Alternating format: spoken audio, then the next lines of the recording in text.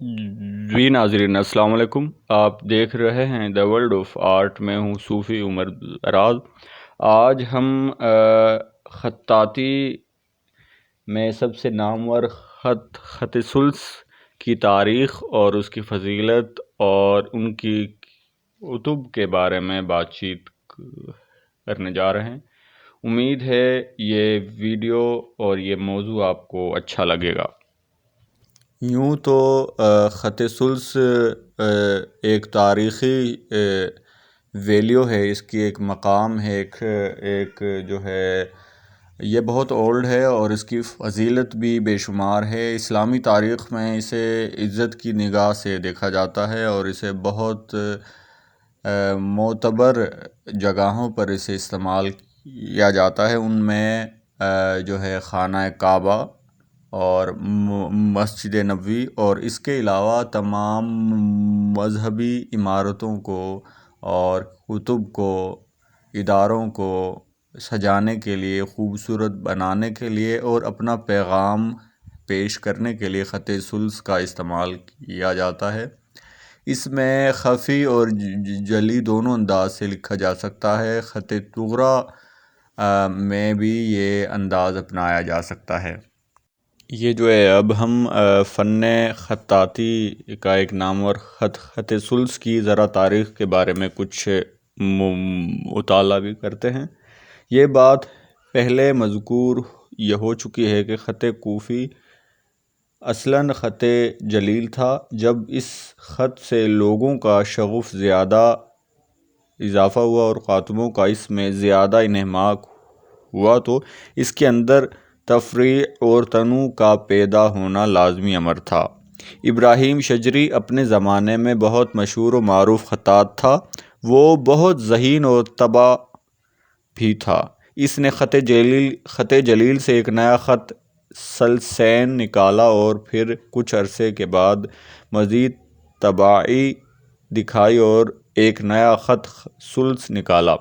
ابراہیم شجری کا لائق اور فائق شاگرد ابوالعباس احول سجستانی تھا۔ اس نے محنت کر کے اس خط کو مہذب کیا اور فروغ دیا۔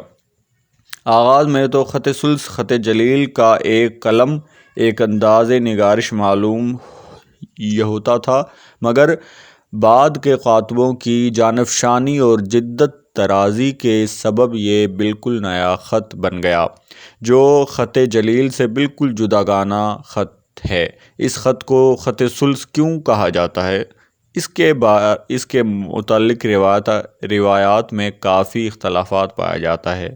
مشہور عام رائے یہ ہے کہ خط جلیل یا خط طومار کاغذ کے پورے تختے پر موٹے قط کے قلم سے لکھا جاتا تھا۔ خط جلیل کے معنی ہے بڑا خط۔ خط جلیل میں قلم کا قط خچر کے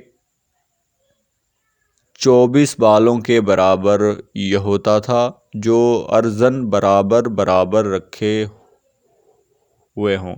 اس رائے کے مطابق خط سلسین وہ تھا جس میں قلم کا قط 2/3 یعنی 12 بالوں کے برابر یہ ہوتا تھا، اور خط ثلث وہ تھا جس میں قلم کا قط 8 بالوں کے برابر ہوتا تھا۔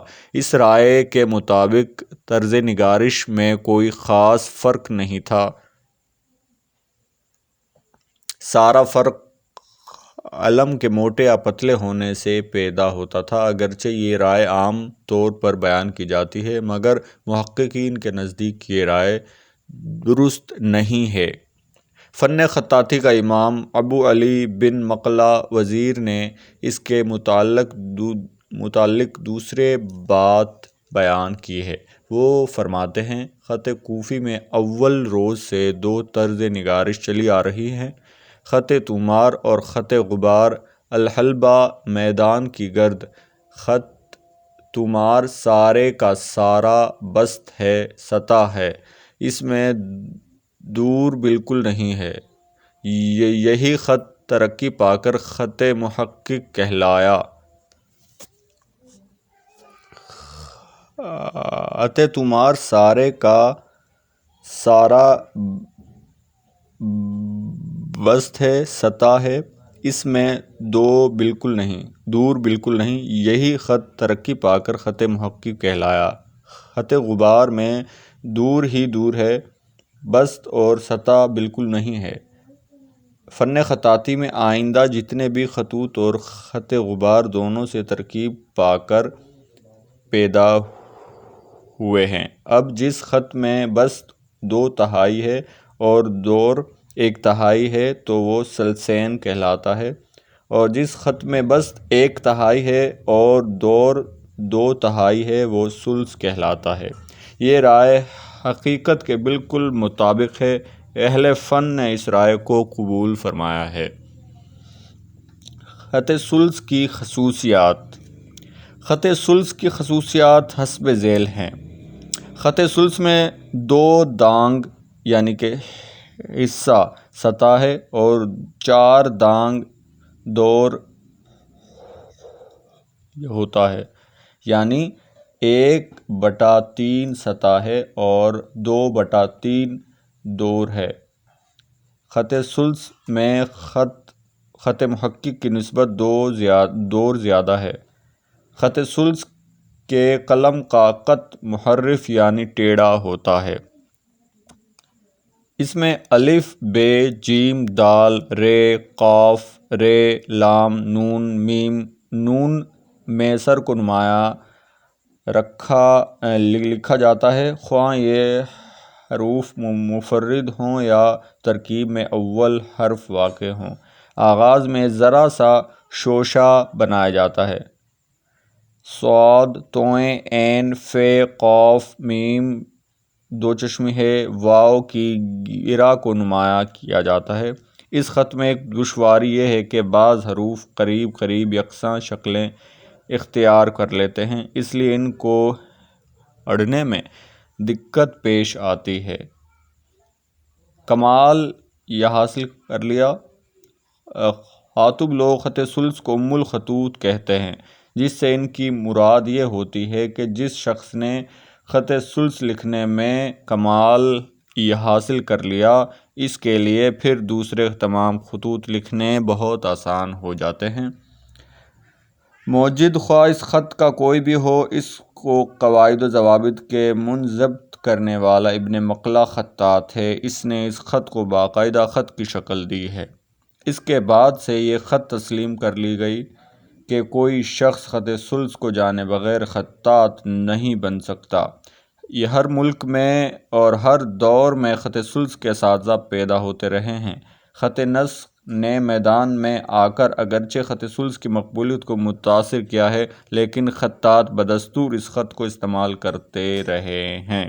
خطبے اور عنوانات تو آج تک خط ثلث میں نہایت خوبصورت طریقے سے لکھے جاتے ہیں۔ تو ناظرین، یہ ہم نے خط ثلث کے بارے میں آپ کو چیزیں اور ابتدائی معلومات پیش کی ہیں، اور آپ دیکھ رہے ہیں کہ خانہ کعبہ کے غلاف کو کس خوبصورتی سے خط ثلث سے سجایا جا رہا ہے، لکھا جا رہا ہے، ترتیب دیا جا رہا ہے، اور مسجد نبوی شریف میں بھی بہت سا کام خط ثلث میں ہی ترتیب پایا ہے، لکھا گیا ہے، اور یہ بہت تاریخی خط ہے۔ اس کی کتب آپ جو ہے ہماری اس ویڈیو کے ڈسکرپشن میں اس کا لنک حاصل کر لیں گے، اور یہ آپ کو ویڈیو کیسی لگی آپ ہمیں اپنی رائے سے نوازیے گا۔ ہم نے کوشش کی ہے کہ نوجوان خطاطین اور اساتذہ کرام کی رہنمائی اور ان کے علم میں اضافے کے لیے ہم تمام خطوط کی ابتدائی تاریخ اور کس خط میں کس استاد نے کیا کام کیا اس پر بھی روشنی ڈالیں۔ تو اس ضمن میں یہ ہماری پہلی کاوش ہے کہ کسی خط کو ہم نے ڈسکرائب یعنی کہ بیان کرنے کی ایک چھوٹی سی کوشش کی ہے۔ یہ کوشش کہاں تک کامیاب ہوئی، یہ آپ کا تعاون اور آپ کی رائے ہمیں بتائے گی۔ آپ کی پسندیدگی ہی سے ہمیں آگے آنے کی جو ہے ایک ہمت ملے گی۔ آپ کو یہ ویڈیو کیسی لگی آپ ہمیں ضرور بتائیے گا۔ اپنا خیال رکھیں، بہت شکریہ، اللہ حافظ ناصر۔